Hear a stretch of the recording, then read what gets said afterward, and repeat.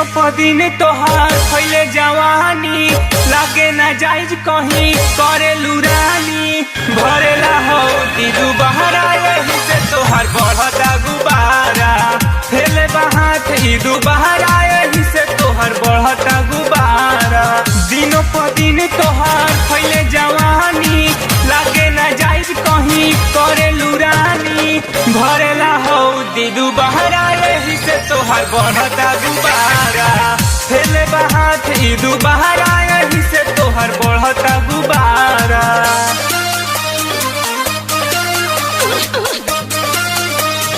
बढ़ता गुबारा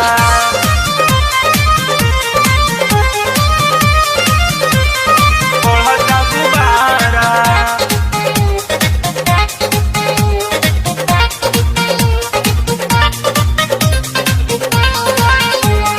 मातल शरीर तोहर गौसल बदनिया चले कहिले तोहर दूनो गोदमिया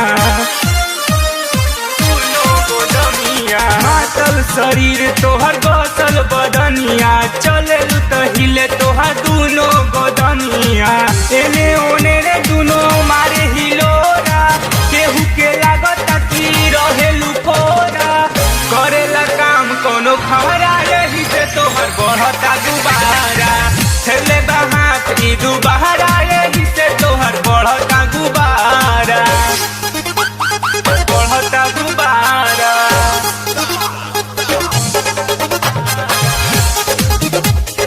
बढ़ता गुबारा